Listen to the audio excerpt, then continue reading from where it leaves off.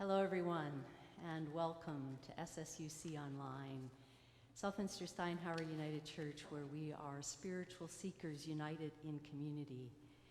We're delighted you've joined us as all of us gather online on this first day in the season of autumn as we transition from this season of the brilliant color of change, this time when light and darkness find balance with each other. This season of paradox, the relinquishment, the season when leaves are taking their leave, releasing their hold on the trees, and this season of harvest, harvesting seeds we've planted months ago. Today, as you'll notice, we're honoring Orange Shirt Day, and also the National Day of Truth and Reconciliation, commemorated for the very first time this coming week, an official day of pause and reckoning on September 30th. We acknowledge our debt to this land's First Peoples, and we gather honoring the culture, the spirituality, the ceremony, the traditions of our Indigenous brothers and sisters whose story is woven deeply into this land. We also gather lamenting the harm and the wounds of colonization and racism.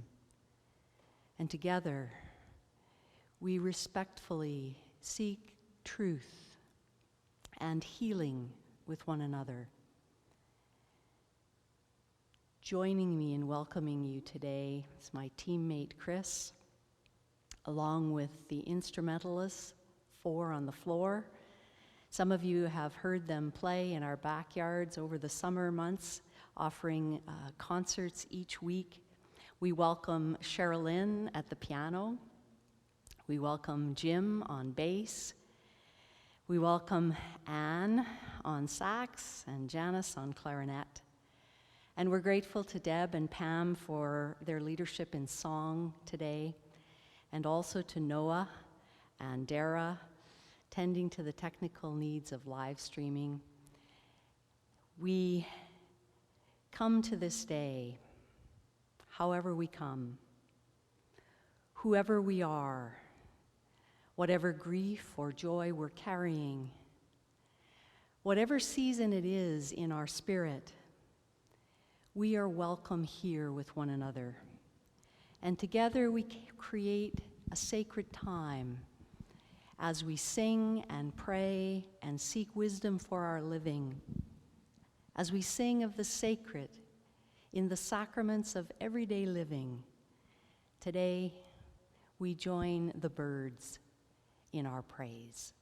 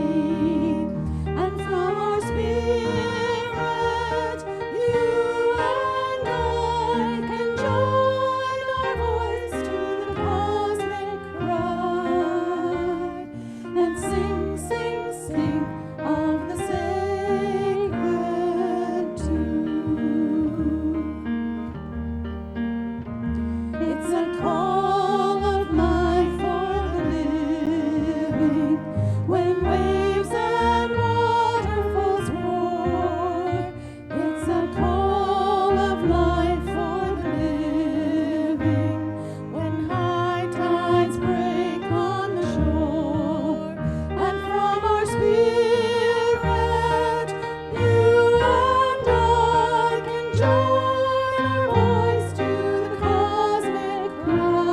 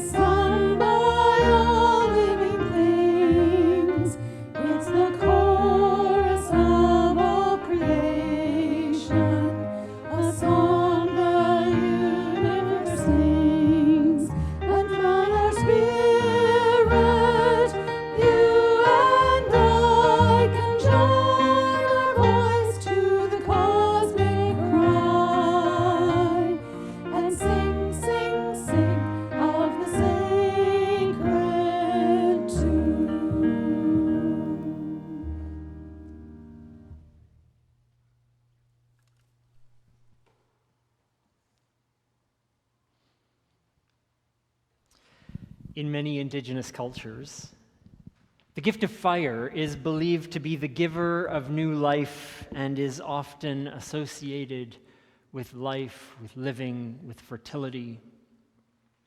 Fire is the element that requires the utmost care and attention, since it can both bring new life and also take it away. Fire can devastate land during times of drought, but can also provide a natural cleansing of Mother Earth. The element of fire provides the gifts and sources of energy and warmth. So let's light our candles now as symbols of our energy and warmth, the work that is mine, that is ours, that is the earth's, in bringing life to our days, in bringing warmth to our nights, in bringing energy and connection to our relationships with each other.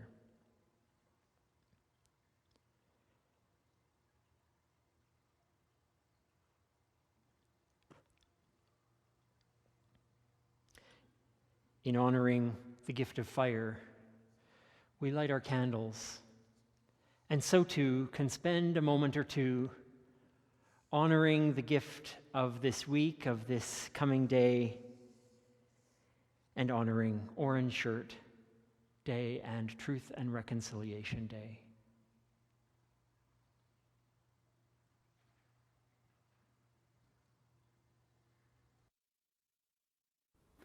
Wade Wade Phyllis Webstadren Squest Stracham Chatlum Slagwin. I'm speaking to you today from Shawetmach Ulach, the land of the Shuswap people in Williams Lake, BC.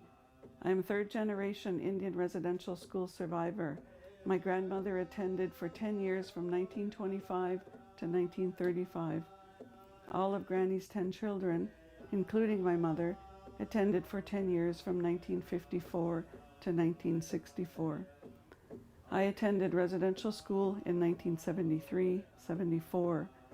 We all attended the St. Joseph Mission Indian Residential School, simply called the Mission, located just minutes from Williams Lake.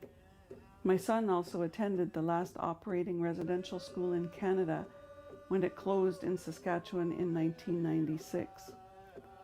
To tell my story, I was living with my granny as a child, and when I turned 6 in July of 1973, Granny took me to town to buy me something new to wear for my first day of residential school. I chose a shiny new shirt.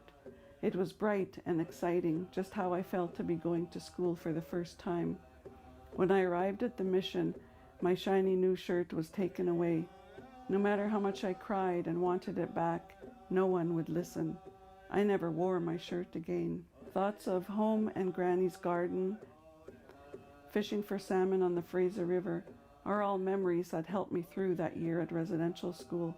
Although the Mission remained open until 1981, I never returned. I was able to attend a one-room schoolhouse just minutes from Granny's house in Dog Creek. The memories of that orange shirt being taken away and the lack of caring by those who controlled us kept me from wearing orange for a long time in my life, as the sight of orange would trigger memories of my experiences and the effects of my life from attendance at that school. I told my orange shirt story for the first time in April 2013, when preparation for when the Truth and Reconciliation Commission came to Williams Lake.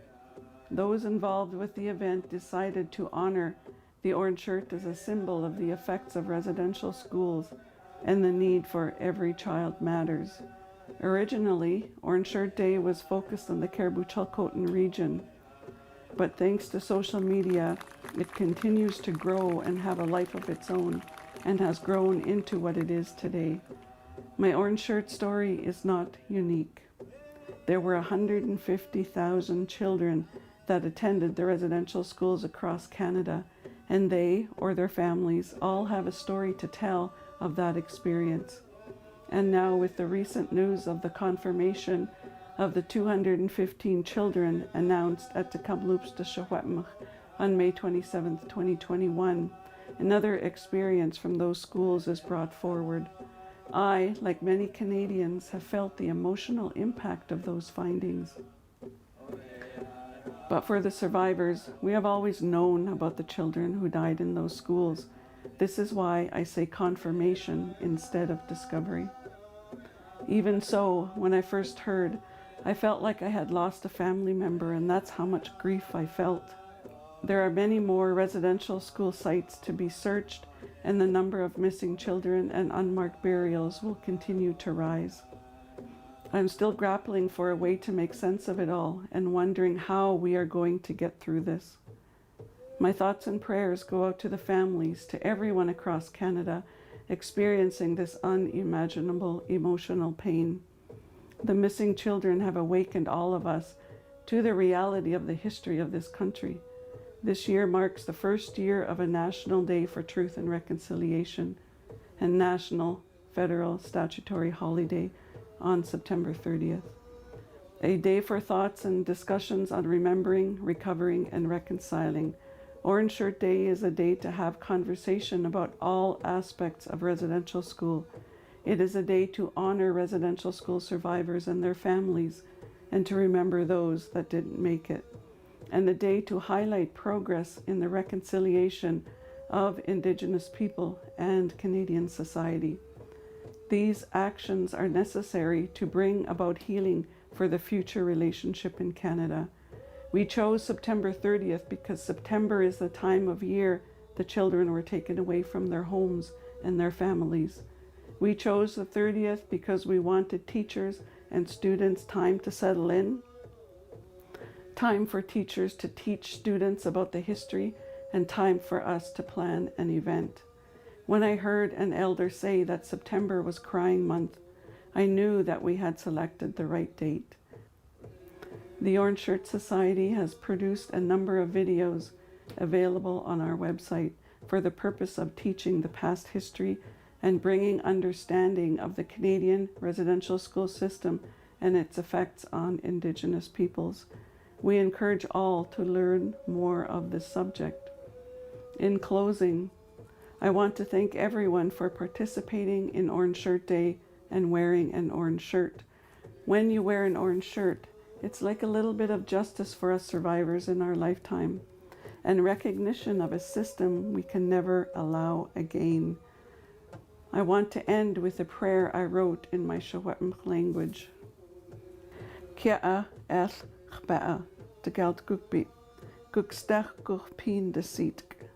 Gugstach gug de juchinuch. Gugstach gug de stitlen, el de saulqua, el de soup, el de griselgsten. Gugstach gug chugweidep. Jucheminta re chugweid de galmuch de chwaset. Gugstjam, thank you for caring about what happened to us, and thank you for participating in Orange Shirt Day, the first National Day for Truth and Reconciliation in Canada. Gugstjam.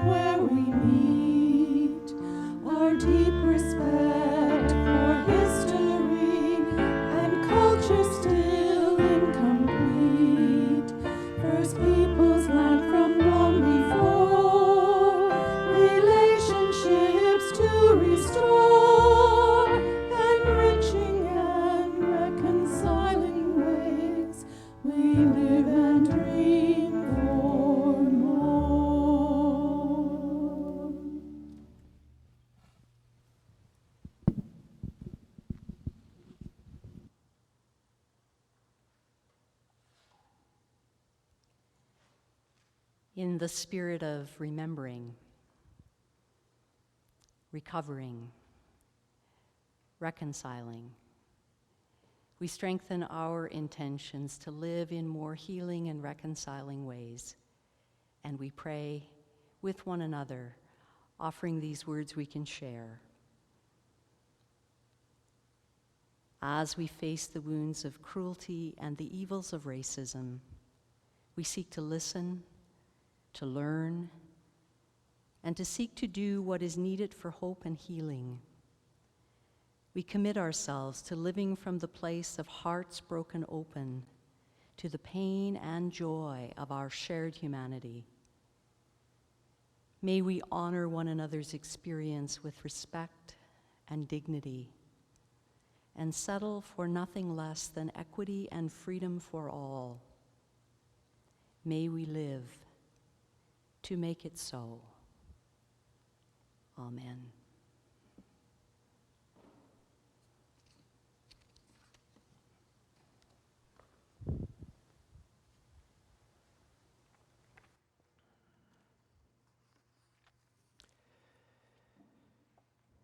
I read now from a collection of 52 contemplative essays that Ron Atkinson wrote while living on Qualicum Beach in Vancouver Island, from his collection entitled A Fire in the Rain. This is his essay entitled With the Caroling of Birds. We walk with the news of the world pounding in our heads, with the old madness screaming. The bloodshed and brokenness breaks the heart. Fields of hope lie fallow. Peace stumbles on crutches. Chaos swirls. Anarchy threatens. We walk burdened by the daily news. Griefs and forebodings find a voice in us. But where is the other voice?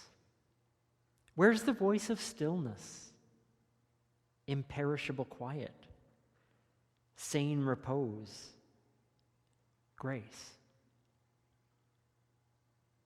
Walking with busy thoughts, we shut out the sounds of birds. They are there, but we do not hear them. We only hear the hard news of our condition, the bleak alarms of journalism.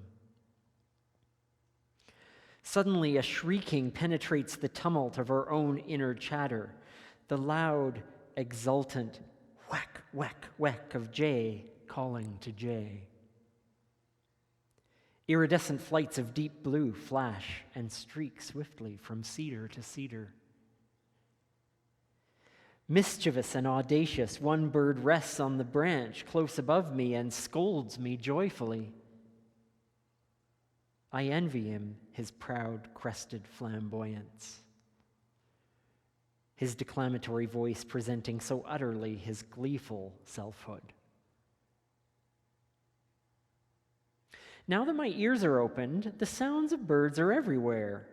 The comforting commentary of the black-capped chickadee, the ringing clarity of the evening grosbeak, the unabashed imitations of the starlings. And high above, something very small, warbling and babbling cheerfully. It's hard to believe that birds speak only to each other. They must also speak to us. They call to us. They call us out of our brooding numbness. They invite us to join in their ironic affirmations. They must know something we don't know. In these words of a Canadian poet and storyteller, may we find wisdom for our living.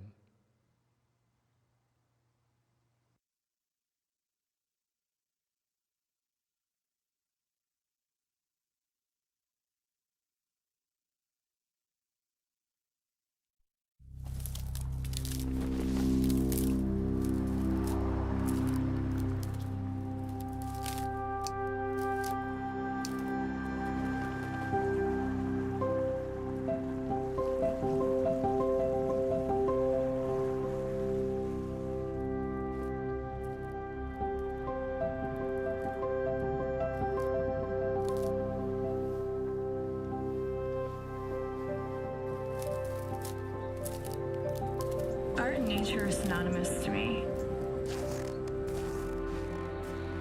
I find a relationship with the environment to be the highest form of self-expression. There's a mastery of design within nature, little nuances of patterns and relationships in every leaf and feather. Letting nature's design into our daily lives fosters our deep relationship with the world. I've been an artist as far back as I can remember.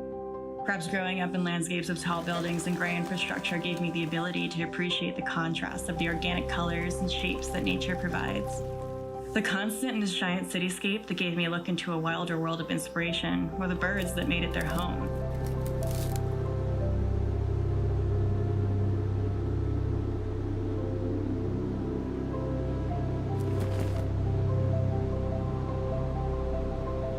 As years passed, my appreciation for birds and their freedom of expression grew. When I began working for the United States Fish and Wildlife Service in Alaska, I wanted to highlight the connection of birds and art. Birds in Alaska mean so much. We depend on them. They provide us food, company, and our telltale signs of change. We welcome the birds every year with the spring and bid them farewell as the darkness approaches. These are the stories I spoke of when I taught about birds to school children in Bush, Alaska. Birds are a universal language. They connect us. People and places tucked away in these sacred corners of the world understand birds in a way that we should all strive for. Every single one of us has a story of our personal experience with birds to share. To be able to channel that onto paper through artistic mediums really gives tangible meaning to that connection. It provides us all a space to celebrate these birds. I currently work for Arctic National Wildlife Refuge as a visual information specialist. I work to bring the beauty of this place to the rest of the world. Birds at Arctic Refuge are so incredibly important. It's home to over 200 bird species who fly here specifically to breed. They come thousands of miles to this special place, bringing with them the connection from every place they touch. They truly have a freedom in flying to the ends of the earth and back every year. Claude Monet once said, "I would like to paint the way a bird sings." Now I would like to paint not only how birds sing, but how birds fly and how birds bring us together. I want everyone to stop and look at those birds right outside your window. Think about their journey and what other people have observed that very same bird. That bird represents so much that connects us. Their freedom in flight and their beauty in song are things we have always craned our necks to observe from the dawn of humanity. Join me in celebrating World Migratory Bird Day 2021 to sing, fly, and soar like a bird and experience the true freedom, beauty, and design in these wild creatures that bring us all together.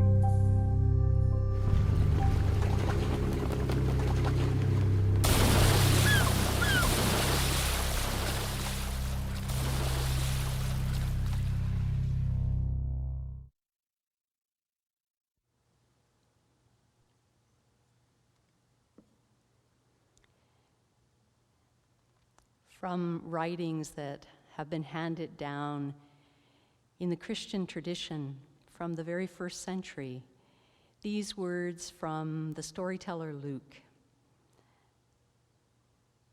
Jesus said to his disciples, "So I tell you, do not worry about your life, about what you will eat, about your body, about what you will wear. For life is more than food, and the body is more than clothing. Consider the ravens. They neither sow nor reap. They have no storehouses or barns, and yet they are fed. And can any of you, by worrying, add even a single hour to the span of your life? If then you're not able to do so small a thing as that, why do you worry at all?" May we find wisdom for our living in these ancient and timeless words.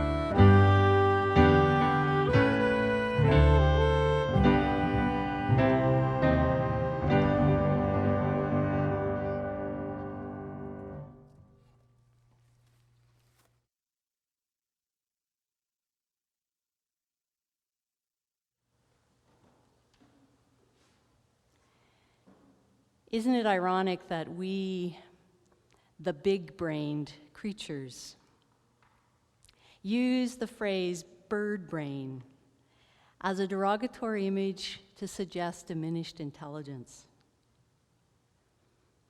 Or we critique a small appetite by suggesting that someone eats like a bird.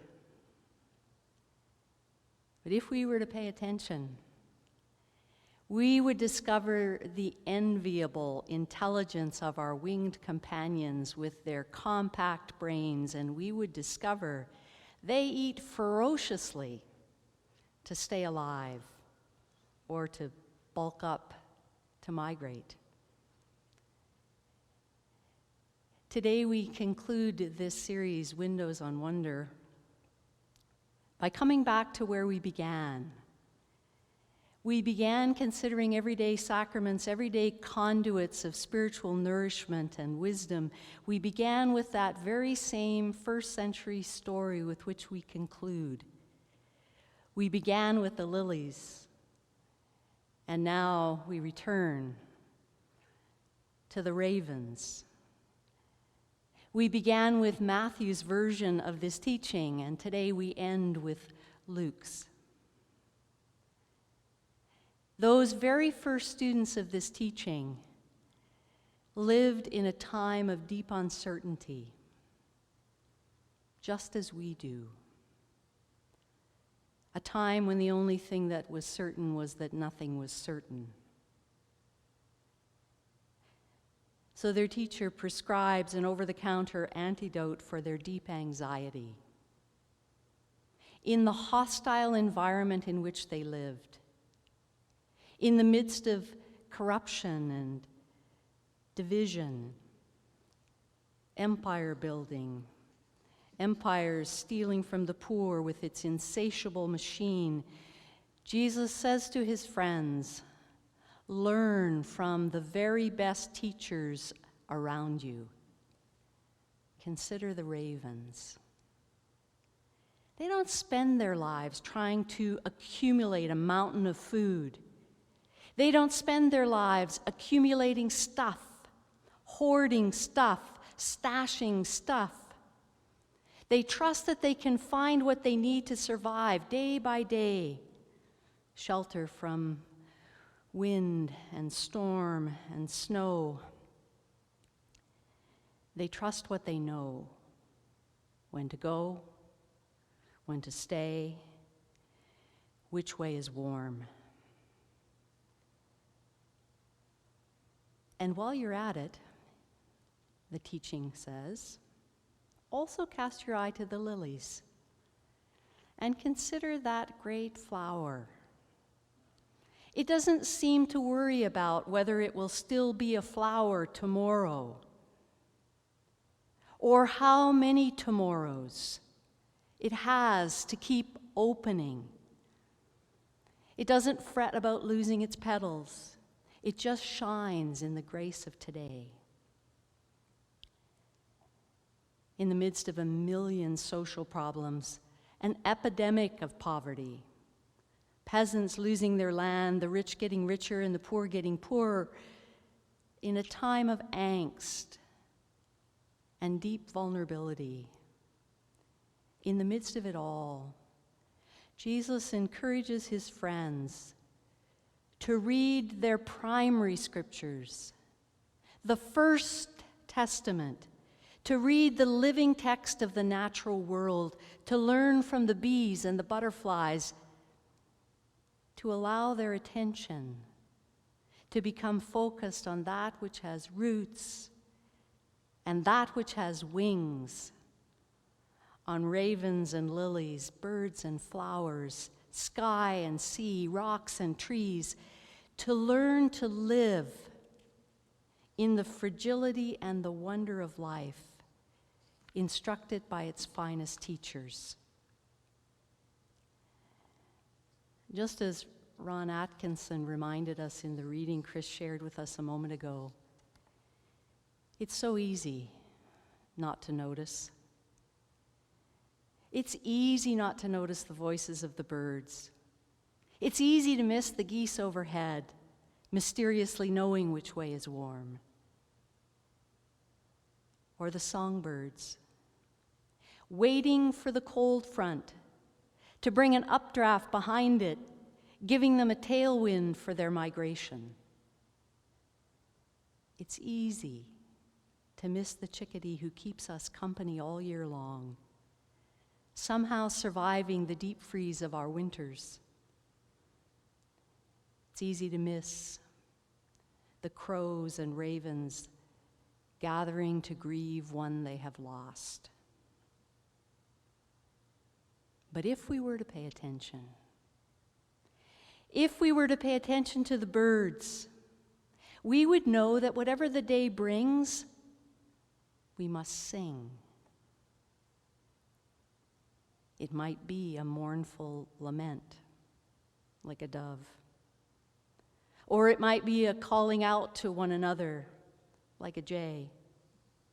Or it might be the rejoicing in the return of daylight. But we would learn that whatever the day brings, song is as essential as bread. And if we were to pay attention to the birds, we'd know what they know. That every nest we build is a place of shelter, but it is always temporary. It is always and ever only home for a time. It's never for a lifetime. For some, it might be a place they build that they will return to year after year, return for another season. For others, it's a place they build that will shelter others. It is always a place of temporary shelter. In the wisdom of children's literature, there are so many stories about parent birds pushing a little one out of the nest on its first flight, learning autonomy. Whenever the eagle teaches her young to fly, she pushes him out of the nest and then he drops in a deadfall. But she's swift enough to sweep in under him and catch him before he perishes on the rocks below. And after a few attempts, that little one learns that he has wings of his own that will keep him in the air. Each nest we build, each perch we find, each temporary resting place.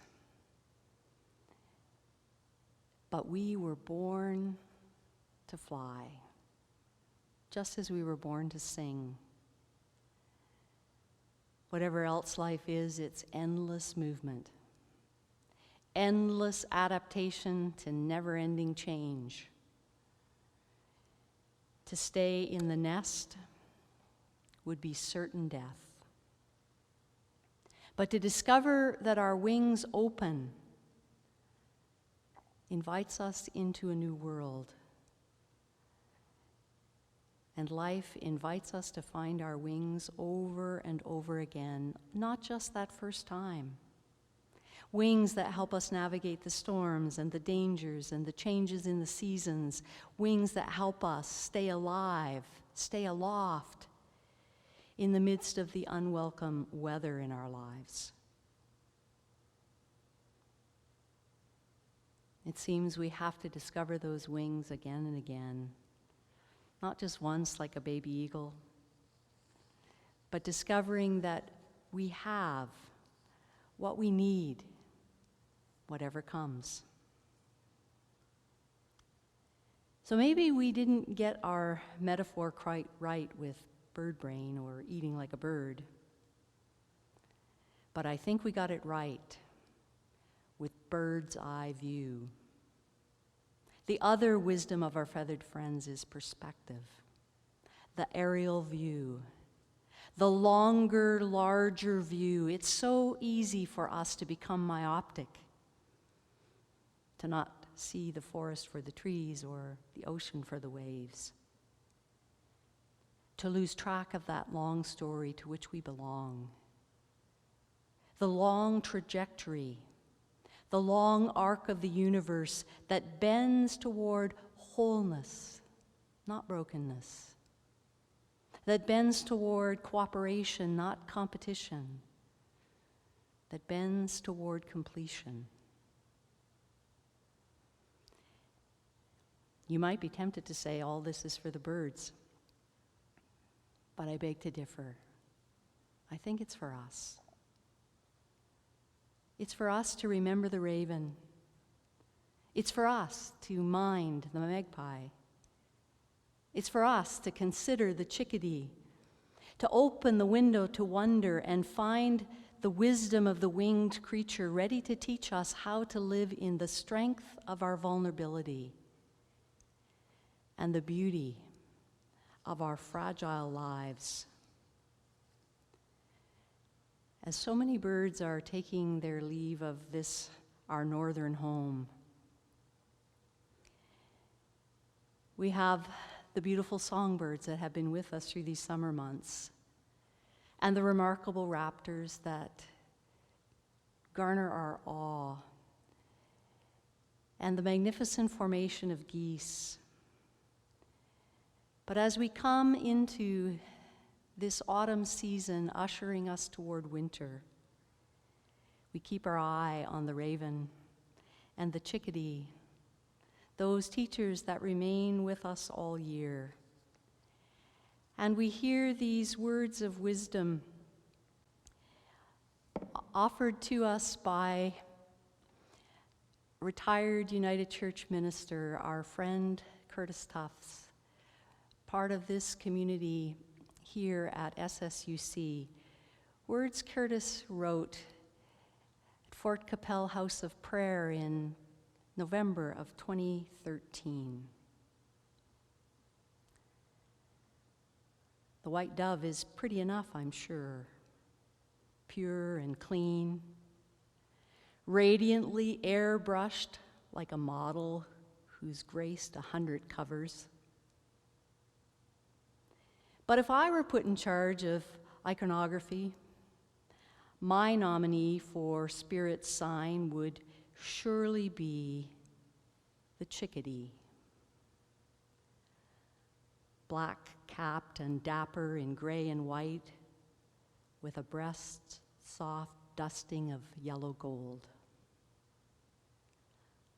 Arriving in a sudden rushing thrum, all alive, at once timid and fierce, shyly assertive, entirely present one instant and gone the next.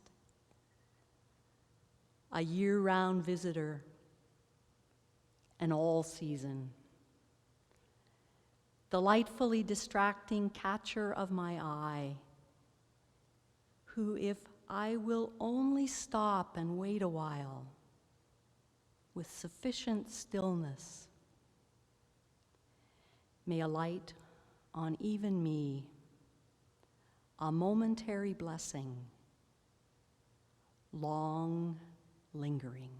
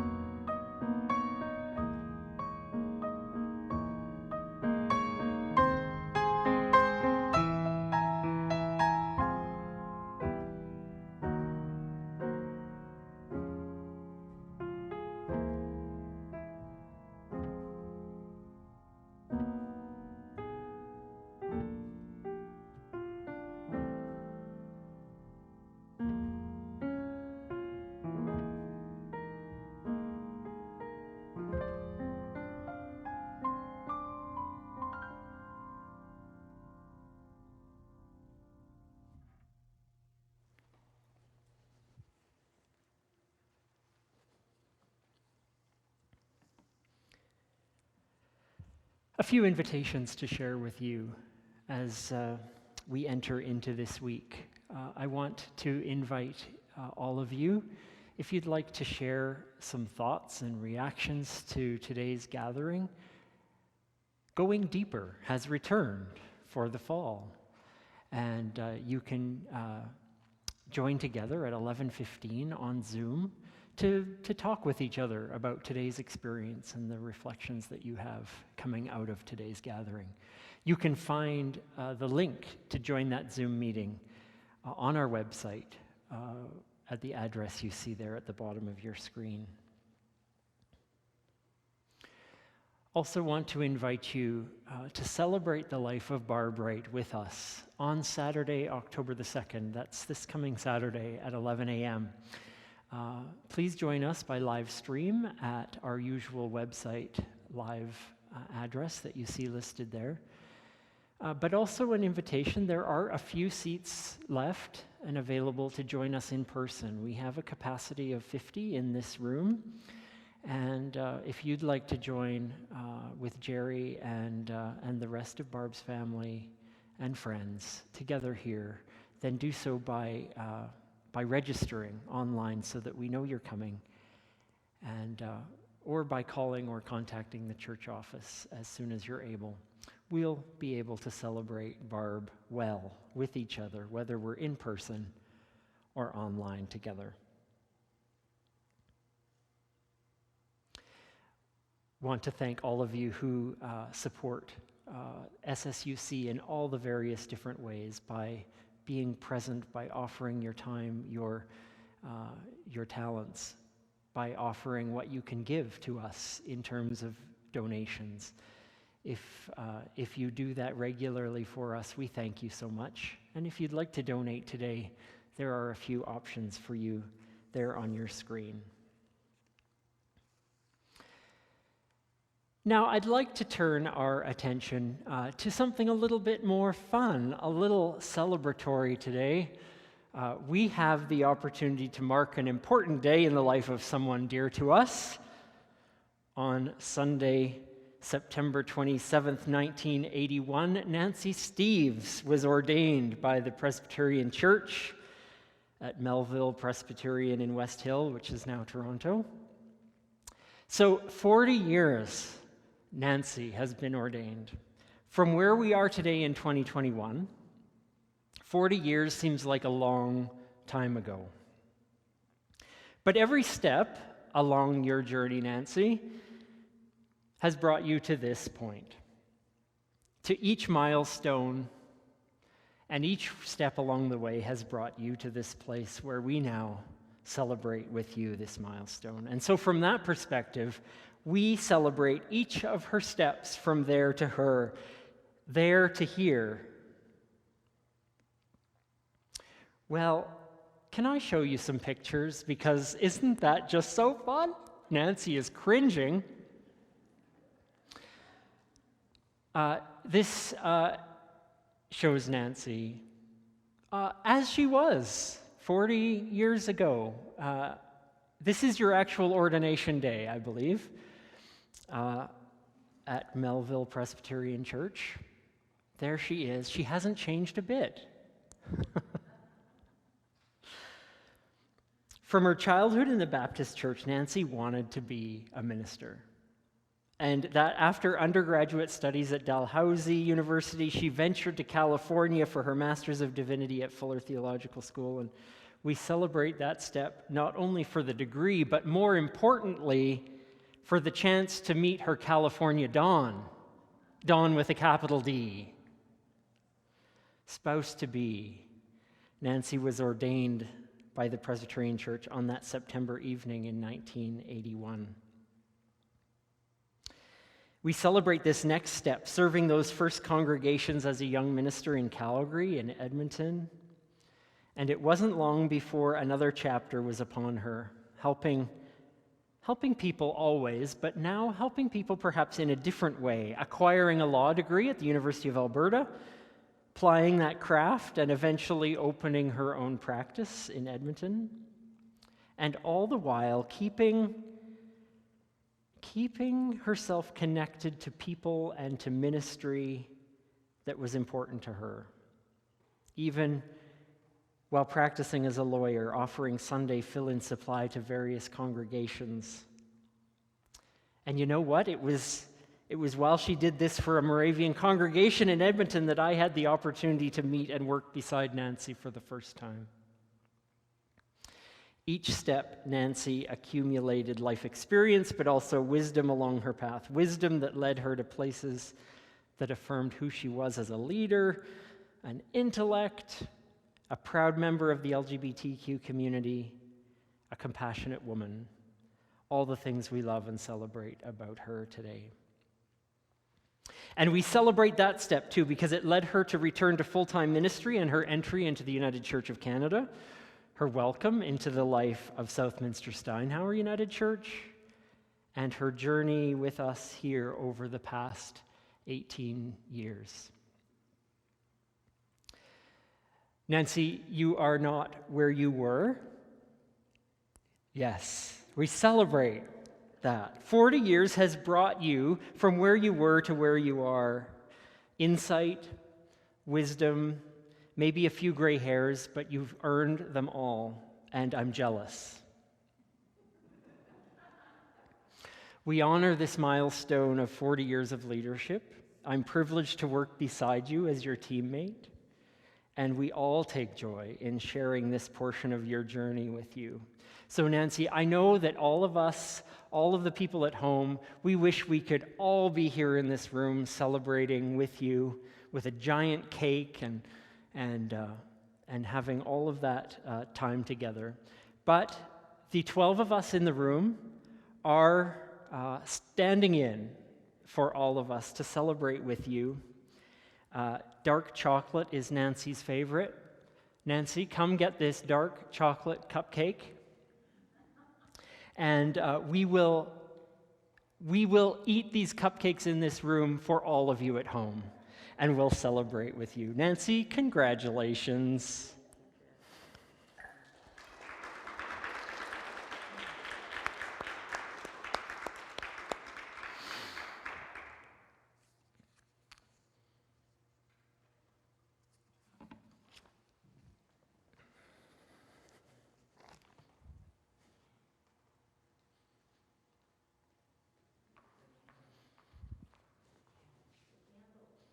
Thank you.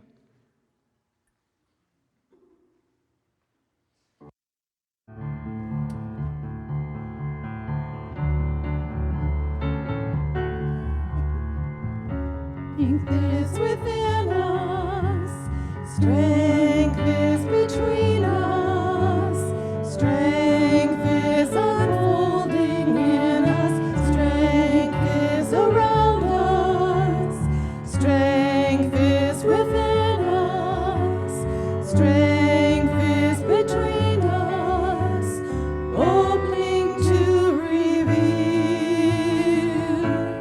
life's sacredness, life's sacredness, revealed in the wonder, revealed in the earth, revealed in our quest for life.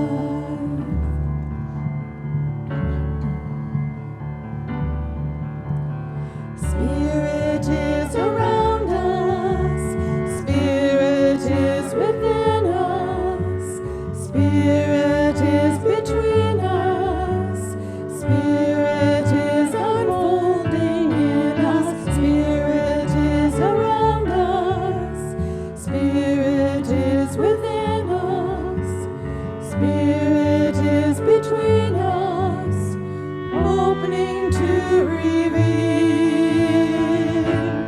life's sacredness, life's sacredness, revealed in the wonder, revealed in the earth, revealed in